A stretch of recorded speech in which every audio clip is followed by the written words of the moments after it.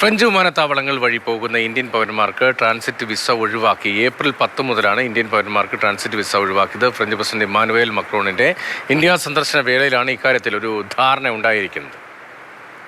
Indian nationals transiting through mainland France exclusively by air will no longer need a transit visa with effect from 10th April 2026. The decision reflects the enduring partnership between India and France, elevated to the level of a special global strategic partnership during the recent visit of President Macron, and further facilitation of smoother movement of people and enhanced people-to-people ties.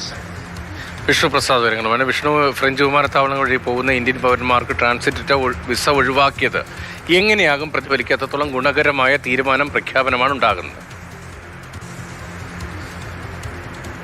Ratheesh, UK, അതോടൊപ്പം തന്നെ America, അതോടൊപ്പം തന്നെ തെക്കൻ American രാജ്യങ്ങളും വടക്കൻ American രാജ്യങ്ങളും ഇവിടേക്ക് പോകുന്ന ഇന്ത്യക്കാരാണ് കൂടുതലായും ഫ്രാൻസിനെ ഒരു ട്രാൻസിറ്റ് കേന്ദ്രമായി ഉപയോഗിക്കുന്നത്. അല്ലെങ്കിൽ ഫ്രാൻസിൽ ഇറങ്ങി മറ്റൊരു അന്താരാഷ്ട്ര വിമാനത്തിൽ കയറി ഈ ലക്ഷ്യസ്ഥാനങ്ങളിലേക്ക് പോകുന്നത്.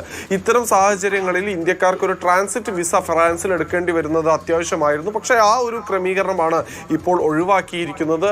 എയർപോർട്ടിൽ നിന്ന് പുറത്തു കടക്കുകയോ അല്ലെങ്കിൽ എമിഗ്രേഷൻ സെന്ററിന്റെ സമീപത്തേക്ക് പോവാതിരിക്കുകയോ ചെയ്യണം. കൃത്യമായി നിങ്ങൾ ഇറങ്ങുന്ന അന്താരാഷ്ട്ര ഗതാഗതം നടക്കുന്ന അല്ലെങ്കിൽ അന്താരാഷ്ട്ര വിമാന സർവീസുകൾ നടക്കുന്ന ഏരിയ കേന്ദ്രീകരിച്ചുകൊണ്ട് തന്നെ നിങ്ങൾ ട്രാൻസിറ്റ് നടത്തുകയാണ് എങ്കിൽ നിങ്ങൾക്ക് ട്രാൻസിറ്റ് വിസയുടെ ആവശ്യമില്ല എന്നാണ് ഇപ്പോൾ ഫ്രാൻസ് അറിയിച്ചിട്ടുള്ളത്. എന്നാൽ ഇതിൽ ചില വ്യവസ്ഥകളുണ്ട്. അതായത് ഷെങ്കൻ രാജ്യങ്ങളിലേക്ക് പോകുന്ന, അതായത് ഇറ്റലി, ജർമ്മനി ഉൾപ്പെടെയുള്ള രാജ്യങ്ങളിലേക്ക് പോകുന്നവർക്ക് ഈ ആനുകൂല്യം ഉണ്ടായിരിക്കുകയില്ല. പകരം മറ്റ് മൂന്നാമതൊരു രാജ്യത്തേക്ക് പോകുന്നവർക്ക് ഫ്രാൻസ് വിമാനത്താവളത്തിൽ ട്രാൻസിറ്റ് വിസയ്ക്കായി അപേക്ഷിക്കേണ്ടതില്ല എന്നാണ് ഇന്ത്യയിലെ ഫ്രാൻസിന്റെ ഫ്രാൻസിന്റെ അംബാസഡർ അറിയിച്ചിട്ടുള്ളത്. ഇതിന് പിന്നാലെ ഇപ്പോൾ വിദേശകാര്യ മന്ത്രാലയവും ഇക്കാര്യത്തിൽ ഒരു സ്ഥിരീകരണം നൽകിയിരിക്കുകയാണ്. രതീഷ്.